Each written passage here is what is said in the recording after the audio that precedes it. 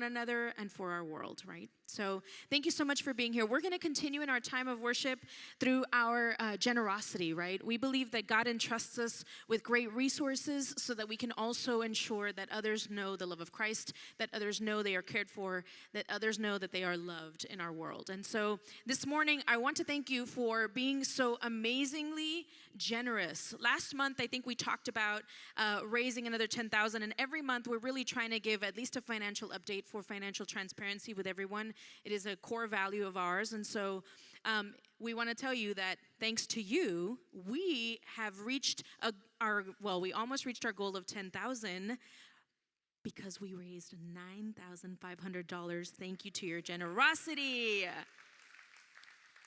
You know, we know that so much of this is about you also wanting other people to experience God's love, to also be in flourishing with us. So we can't do any of that without you. Thank you so much for doing that. And we're so excited that you've decided to partner with us financially to pursue God's vision in this way. You are not only generous financially, you've also been really generous in helping us with our food drive for Thanksgiving. We've had so many people already contribute, so please give yourself a round of applause, because you all are amazing. Thank you so much for being so giving. Now, before anything else, I actually almost forgot. If you're also new with us, there's a way to connect with us. Sorry about that.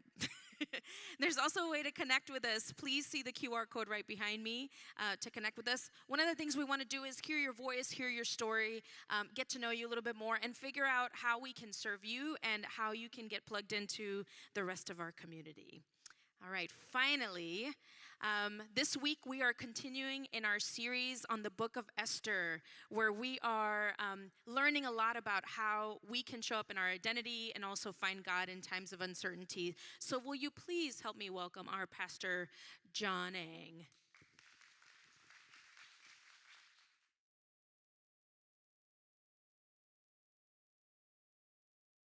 Am I on? All right, we're good. Good morning. Well, I wanted to get started just by talking about choices, because we're all thinking about choices these days, aren't we? Choosing between two great choices is really, really hard, almost impossible. Like, do I go with the dark chocolate ice cream or the dark chocolate ganache cake? With ice cream, I get that whole hit of cold goodness. Now, I'll just full confession let you guys know, I eat my ice cream. I don't do any of that like, oh, let me lick it and let it savor in my mouth for a little bit, take another lick. That's not me. You might like to do that. I chew my ice cream. I want a whole gob of it inside, jostling inside of my mouth. But then there's the chocolate ganache cake, dark chocolate, of course. The warm chocolate just oozes from the center, and if it's made just right, then you get crispy edges on the cake itself. It's the perfect combo. And I have real trouble sometimes when both of those are on the menu at dinner afterwards. I'm thinking about dessert. I don't know which one to go for, so I order both. But then there are some other choices that are a little bit different, right? We have to make these choices. They're just as difficult, but probably not as enticing. Because instead of two great choices, we're left with two choices that kind of feel subpar or maybe internally conflicting for us. This is where life can sometimes feel like it's stalling out a bit, or it just feels confusing and full of anxiety. Whether it's thinking through the options out there when it comes to relationships and significant others, or which school to send your kid when all the schools feel like they're a little bit not quite at the level that you like. And let's not even talk about where you're supposed to invest your money these days, or what you're supposed to be doing with the job market, especially with our world changing so quickly with the advent of AI. But when it comes to two less than ideal choices, I know many of us are probably thinking our elections, the candidates that we have. And maybe not all of us feel that way, but there's so much in the air right now across our nation. So many people who don't necessarily feel enthusiastic about this election season, and yet they understand it feels very important. Life is not as simple as we would like it. We're often given tough choices, less than ideal choices, and somehow we're supposed to move forward, so we're told. And here's the thing, when life begins to feel less black and white, a lot more gray than we would prefer, and we feel like, well, we could maybe go this way or maybe go that way. Does it really matter? I think, and I truly do believe in my heart that God's Spirit meets us there, that God doesn't shrink back from the moment and settle into our oversimplified categories. And as much as you and I, we might like to have everything simple and crystal clear, the truth is much of life is gray, and it requires us to exercise our faith and our wisdom. As followers of Jesus, God invites us to learn to practice our faith in the areas of gray, in situations that feel blurry and in between. And this is true, of course, when it comes to our relationships, our everyday choices, how we show up at work. And I think it's especially true in this moment when it comes to things like our elections and the world of politics. As much as the conservatives and the liberals will tell you, well, it's about the single issue vote. Friends, we are not called to reduce our faith to single issue voting. Listen, none of us would say, well, you know what, dating, it's kind of hard. I've been on the dating apps and all of that, and they're just kind of getting tiring. I don't want to go on another first date. So here's what I'm going to do. I'm just going to keep it super simple. I'm just going to find a guy who has a great smile. Or I'm going to find a girl who loves to travel, and that'll be my single thing, that single filter. Tell me how it goes. Friends, that would be crazy, wouldn't it? I mean, what about their personality, their background, where they live? How much weight are you going to put on the fact that your parents may or may not interact with them well? And do you really care what your parents think, right? I mean, the well gets very deep very quickly when it comes to our significant others, and we go to those depths all the time because we know how important this relationship is. And yet, this is the exact opposite sometimes of what we do when it comes to things like voting, right? We know our single issue, or we think we do, and so we just go that route, or we've seen this modeled in our lives, and we kind of just ignore everything else, right? Because, well, this is the only thing that matters. We don't pray, we don't ask God, would you give me wisdom? Would you help me to figure out how to show up in this next election season? And the truth is, God's heart is so much bigger than just that singular issue that you care about or maybe that you grew up caring about. And that's true whether your issue might be women's rights or abortion, the environment, the war, the economy, all the other things, a person's character. And if you're wondering what Jesus cares about, I think he can care about all of those things. I think God is in the midst of every single issue. But at the core of who Jesus shows up to be, we find this thing called love. I think he's very much motivated for love for one another. He tells his disciples, a new command I give you, love one another. As I have loved you, so must you love one another. And whenever I read this verse, I'm reminded that love cost him something. It cost him his entire life. It was a kind of love that makes you kind of pause because it's so full of self-sacrifice and being other-centered. You know, it's been said that the measure of a society is really judged by the way that we treat the least of these among us. So when I read Jesus' words and I think about that idea, well, who are the least of us? What does it look like for us to experience Jesus' divine love, full of self-sacrifice, full of being other-centered? You see, that kind of love resists single-issue voting. That kind of love wrestles with the overlaps and the conflicting narratives and issues that are at play. That kind of love seeks to understand all the different impacts of a dozen policies and then some. But it's not just their impacts on you, it's also their impacts on your neighbor. That kind of love, I think, is rooted in what I like to call a subversive faith. A faith that's thought-provoking, head-turning, curious. Sometimes it causes a little bit of pause for yourself or for your person next to you. It just feels kind of confusing, but it's anything but random because it's always rooted in God's idea of flourishing. It's always rooted in this idea of an other-centered love. Last week, we started this series called The Story of Esther. And And it's this idea of finding our voice in uncertain times. And if you're just joining us, we looked at the backstory of Esther. We encountered this woman, her name was Vashti, and she was this change agent who really set the stage for Esther to pursue hope in a world of hopelessness. And just a quick refresh, who is Vashti? Well, she was the previous queen who had to deal with a king, a drunk king at that, who ordered her to be brought forth and paraded in front of all of his subjects. Vashti refused him. She said no. Vashti exercised her voice. And in a very real sense, I think she used her one and only vote. She boldly stood against a king who was drunk on power and privilege and wine and prestige, and she stood for her own dignity and the dignity of others in a patriarchal society that sought to put her in her place, against a kingdom that wanted to reduce her to just being a commodity, existing only for the male gaze, against a king that would certainly retaliate against her. Vashti stood tall.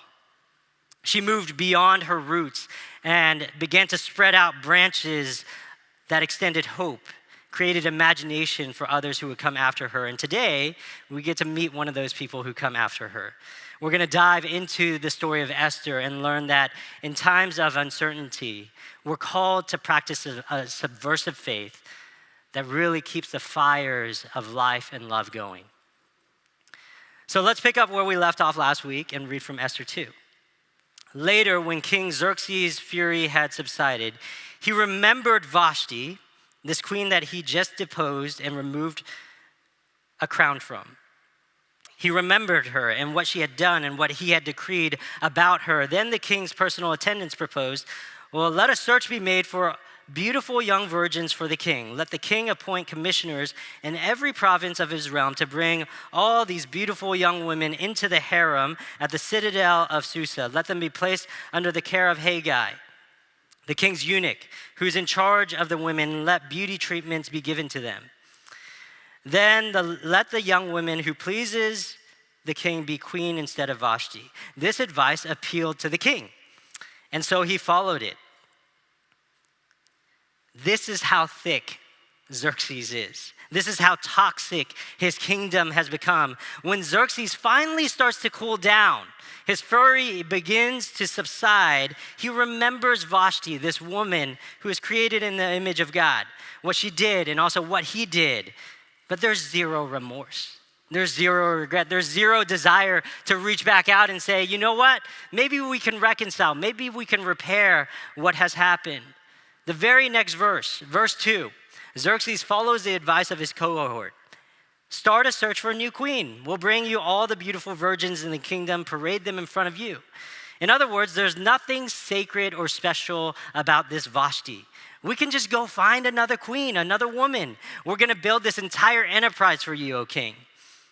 And just to make sure all these virgins are delivered to you without any foul play, we'll put the eunuchs in charge of them. You remember Haggai?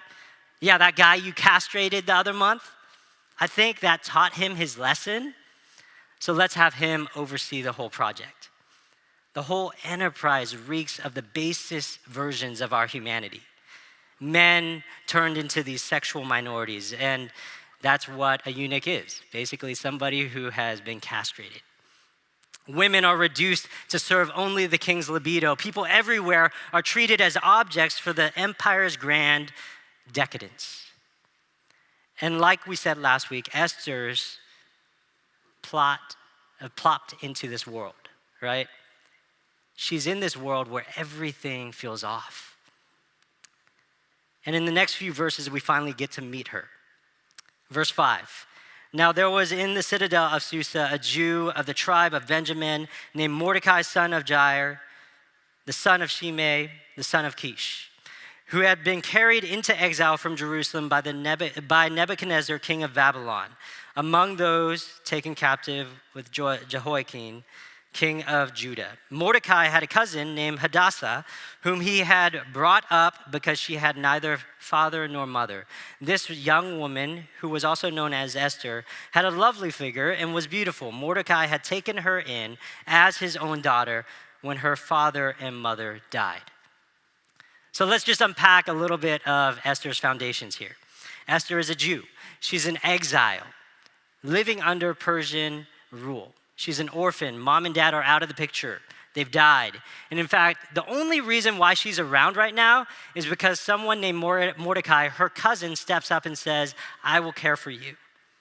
And even though we call her Esther throughout this story, we also get introduced to her Jewish origin. Her Jewish name, Hadassah, a name that means myrtle tree, which is a symbol of peace and love and prosperity, flourishing, if you will, right? It's a beautiful name, but remember, it's not her legal name. In the Persian Empire, her Jewish name, Hadassah, is completely wiped off of record and exchanged for the Persian name Esther. So she's got these multifaceted identities. She's at once Jewish and Persian, and she's like this tree who's planted in this dry and parched land, unsure about whether she will grow beyond this season. In many ways, I think Esther actually reflects the tensions that you and I, many of us, carry day in and day out. We have competing identities, complex realities in front of us, a world that often does feel off.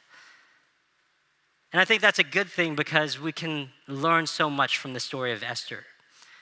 Esther's stories and the characters within it show us at least three important things that we're going to try to unpack today about what faith and our voice looks like in uncertain times. Specifically, we're going to talk about three things. There's a time for wise waiting, there's a time for curious decisions, and finally, there's a time for subversive faith.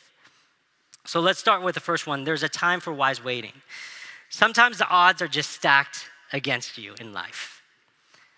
That's very much the case when it comes to the person of Esther. She's a Jew who is living in this double captivity. Remember, her people were brought into the Babylonian Empire, but now another empire, Persia, has conquered all of Babylon, right? And now she and her people are subjects to this new world order, an entire empire whose gears of war and subjugation are churning against these people, pressing down on our shared humanity. This was Esther's world. Not only that, she's then selected to be in the king's next beauty pageant, if you will.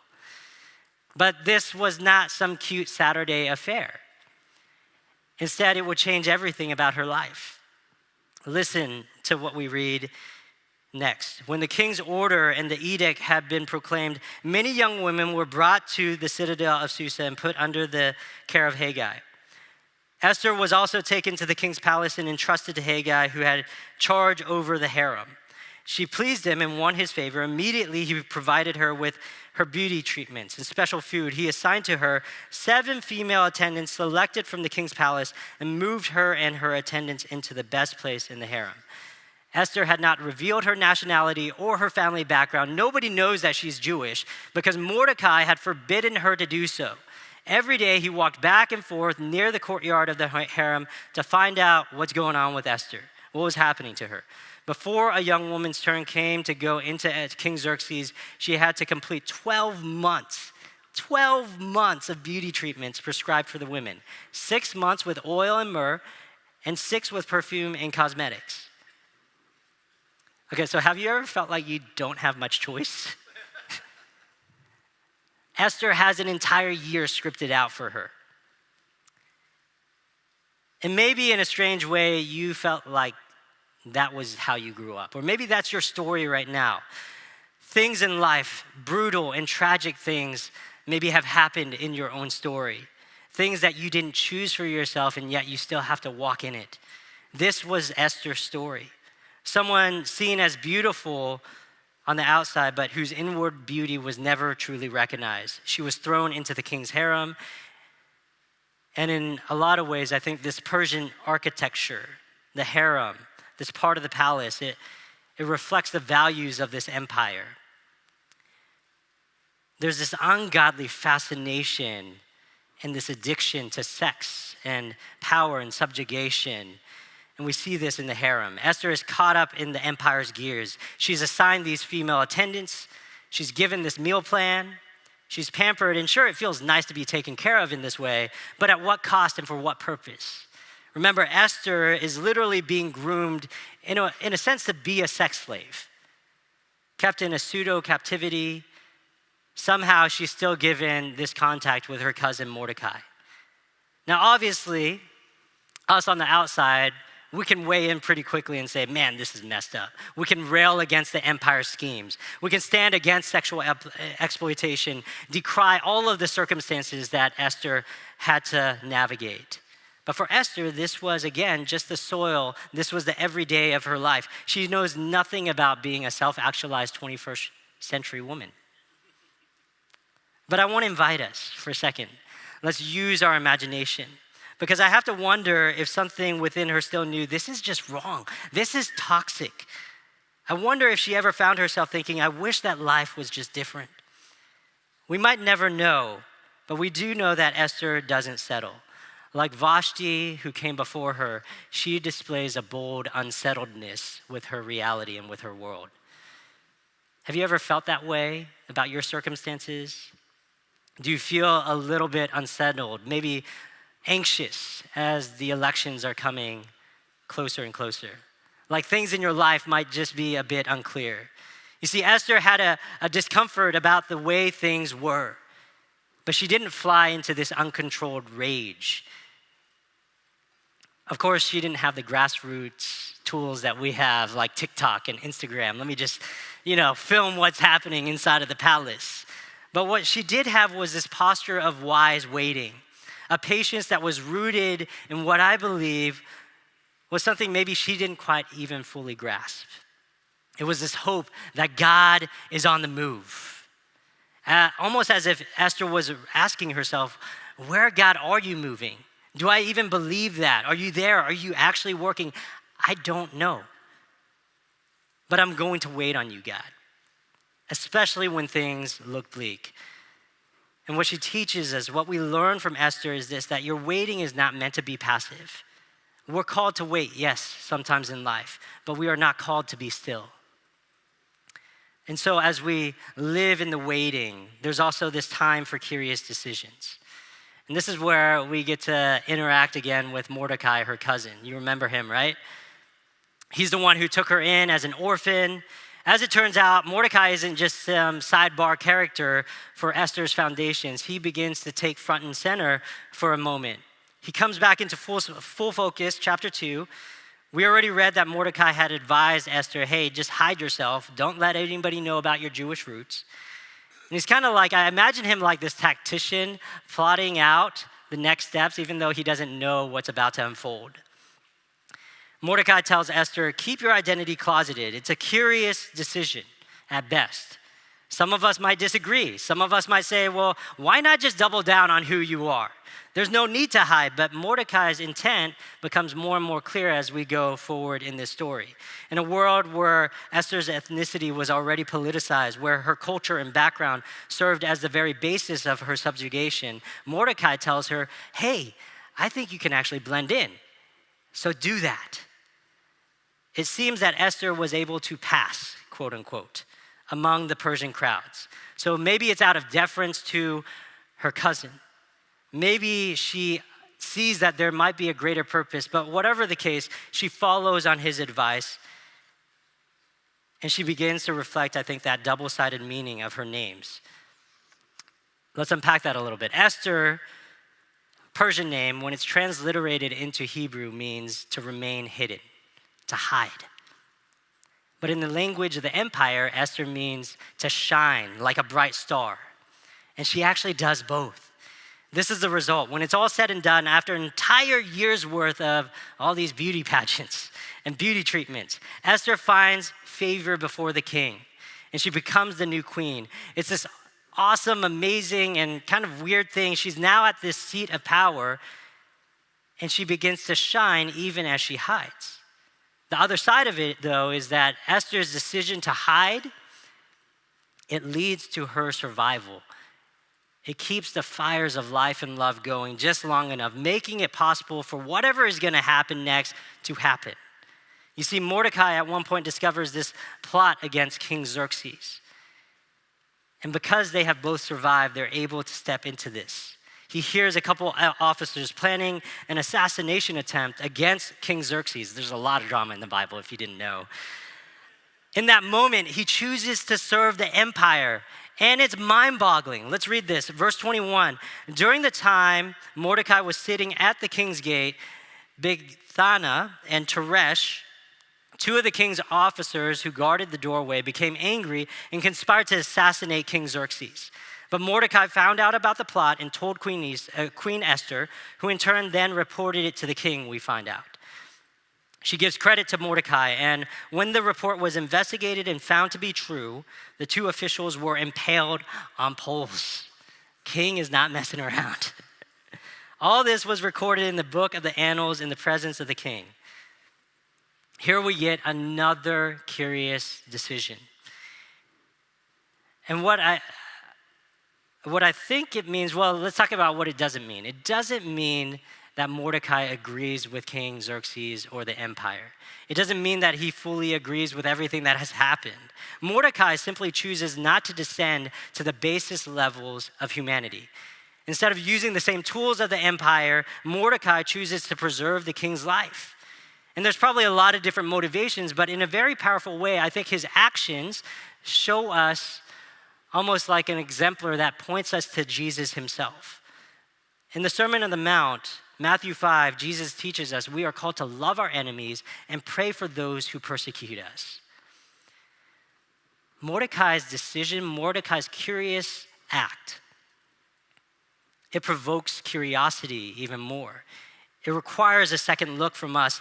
And the reason why I say that is because taking out Xerxes probably would have appealed to someone like Mordecai. After all, it was Xerxes who trafficked his own cousin and so many other women. It was Xerxes who had stolen his family from him. It was Xerxes who represented everything that was foul in this world. And yet, Mordecai shows up and says, I'm going to report this assassination plot. Instead of becoming a co-conspirator, which I think in another life, he very well could have been. But he does the exact opposite. He brings it to the attention of Queen Esther. He sends word and he's kind of like, hey, cuz, there's kind of this stuff going on. The officers are talking about bringing down the king. And in a rapid game of telephone, Esther then takes the message, brings it to the king, lets Xerxes know what's up, and she credits Mordecai. It's almost like a referral. And Mordecai's actions are then recorded in the books of history. He gets his name on the front page of the New York Times. And we'll see next week how this all adds even more drama to the story, unfolds more of God's bigger story, the one that he's writing.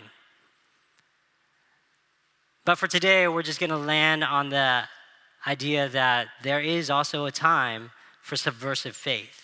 This is what happens when Esther and Mordecai are faced with an existential threat. Some time passes after Mordecai saves this king. And a man named Haman has now become the king's second in command. Haman, we all know this type of person, right? He's kind of full of himself. So he loves the accolades. He loves the prestige that comes with being second in command. And one day he's making his way through the city, and he's accustomed to everyone bowing down, everybody kneeling before him.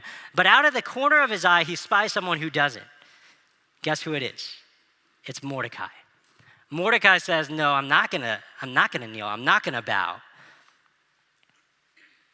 This infuriates Haman, and so he decides to hatch a plan. Rather than just coming against Mordecai, he says, you know what? Let me find out who he is, who his people are, and he decides to go all out against Mordecai's people, the Israelites. He enacts a plan for genocide. Verse 8, then Haman said to King Xerxes, there is a certain people dispersed among the peoples in all the provinces of your kingdom who keep themselves separate. Their customs are different from those of all the other people. They do not obey the king's laws. Get this, he says, it is not in the king's best interest to tolerate them. That's the level of the empire, just to tolerate. If it pleases the king, let a decree be issued to destroy them, and I'll bribe you 10,000 talents of silver to the king's administrators for the royal treasury. So the king took his signet ring off of his finger. He gives it over to Haman, and he says, keep the money. Do with the people as you please. We're going to see how this story unfolds more next week.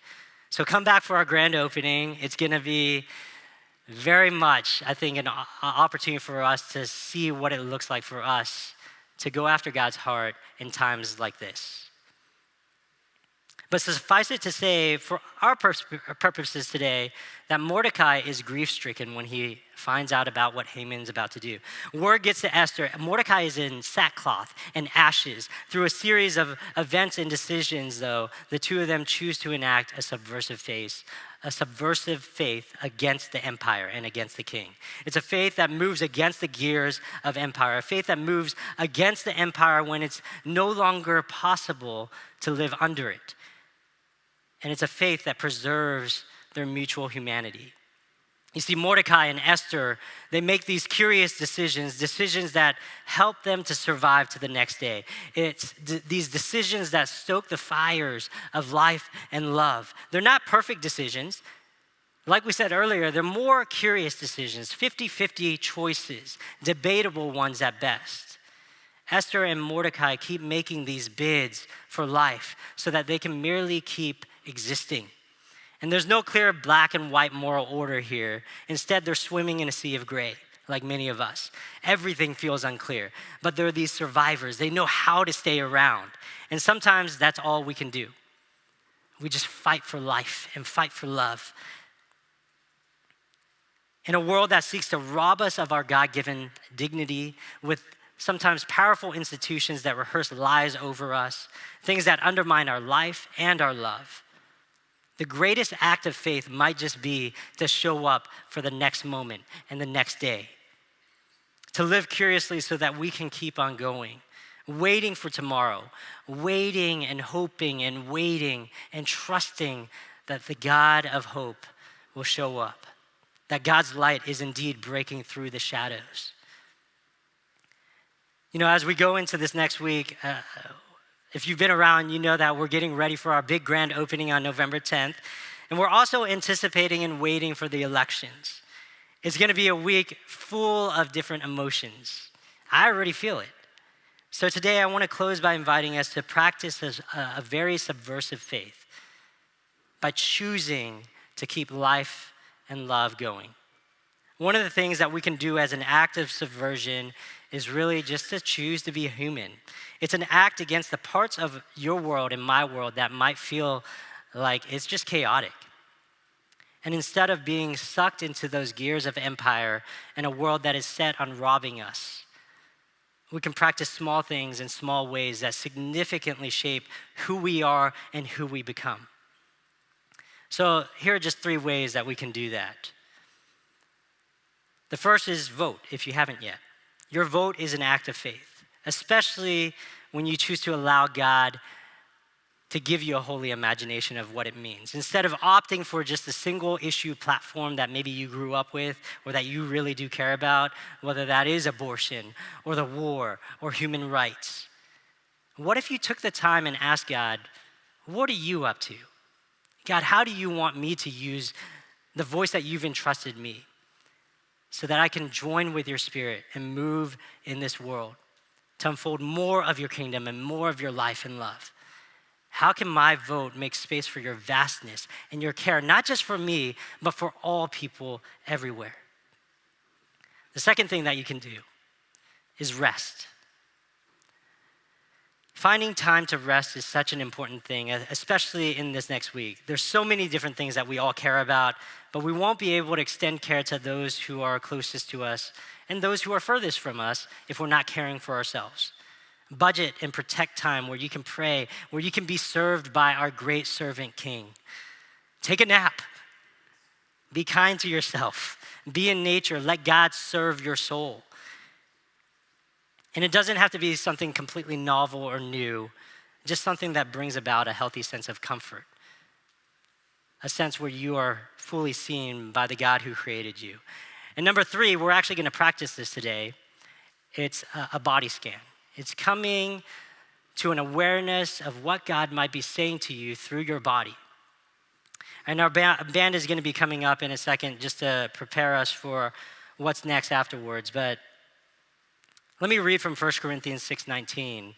If you're wondering what a body scan is all about, it's actually rooted in the scriptures. It's this idea that we can read together. Do you not know that your bodies are temples of the Holy Spirit who is in you, whom you received from God? What this verse is reminding us of is that your very frame, your very body and makeup is something that has been creatively gifted to you.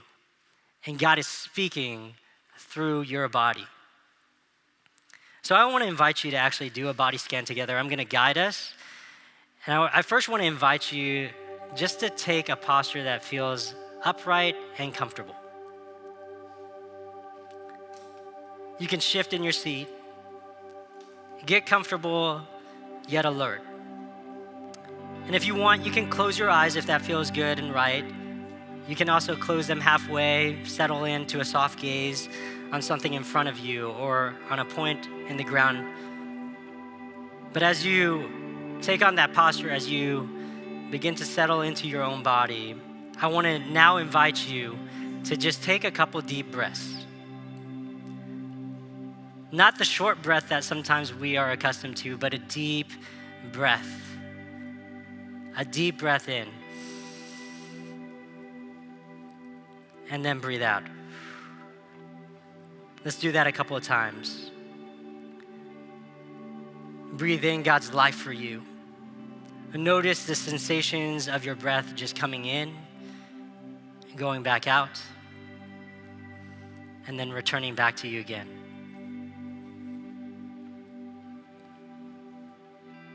As you settle into that pattern of breathing, move your attention now down to your toes. Notice what you feel there.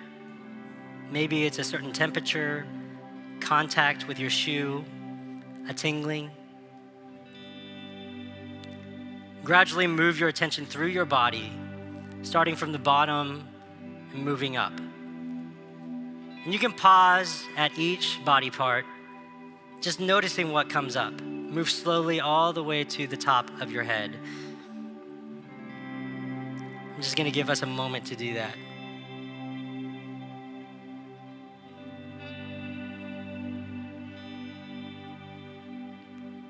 As you pay attention to your body, see if you notice any physical sensations. You don't have to overthink them. You don't have to change them at all. Just be curious and not judgmental. What is your body saying to you today? Are you full of joy? Are you tired? Do you feel weariness in your shoulders? Keep moving through your body.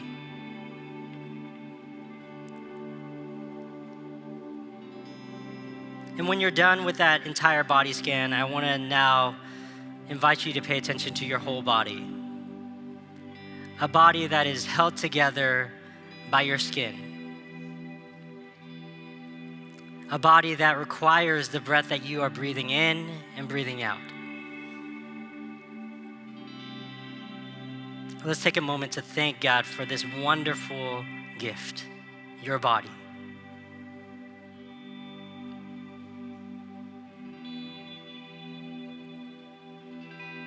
And if you sense any invitations through this body scan to rest or to move later on today, I want to invite you to actually take a step of faith and respond to God's Spirit speaking to you through your body. I'm going to pray for us in this next moment, but continue breathing in and out. And let's thank God for meeting us here today. God, thank you so much for the reminder that we are beloved people, made in your image. And as much as the world may try to put us in a box, assign certain identities or things that we never even fully received from you, God, we thank you that you are hovering over us. That you're reminding us that we are fully loved and fully seen just because you created us and just because you love us.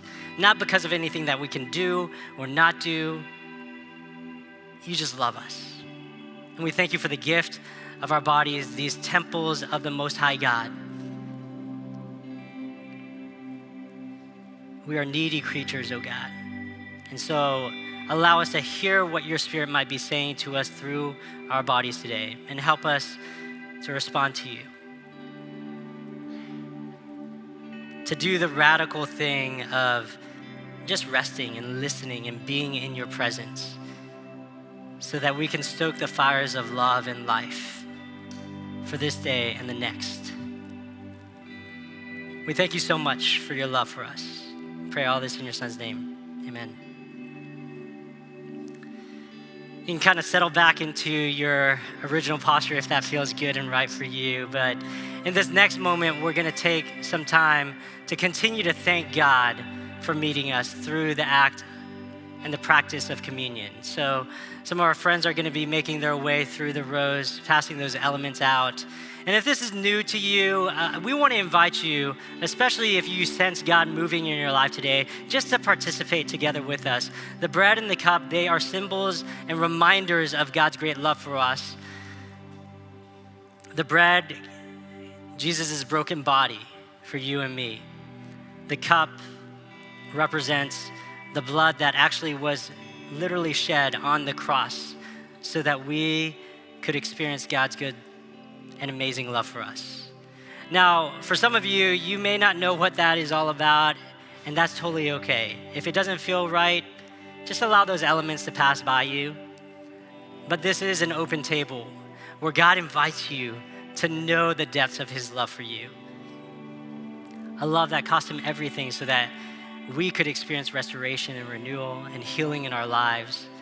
It's not something that we just look forward to in the next life, but it's a transformation that begins to happen here and now.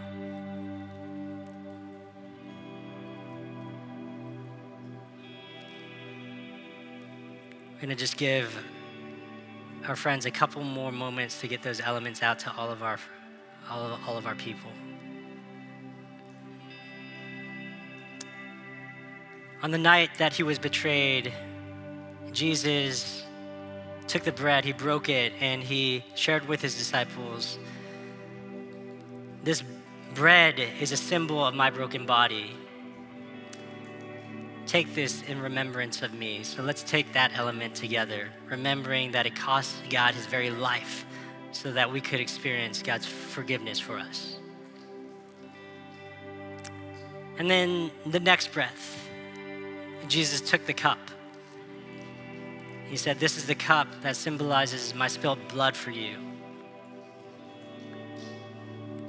Again, take this in remembrance of me. So let's take the cup together.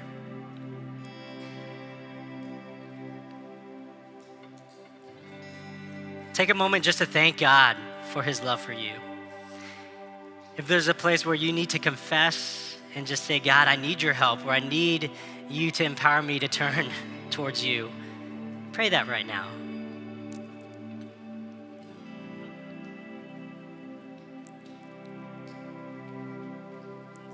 Let me pray for us together. God, we thank you for your great sacrifice.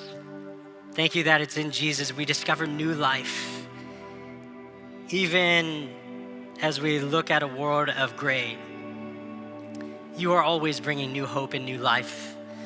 So help us to trust in you, oh God. Help us to be reminded of how much you love us.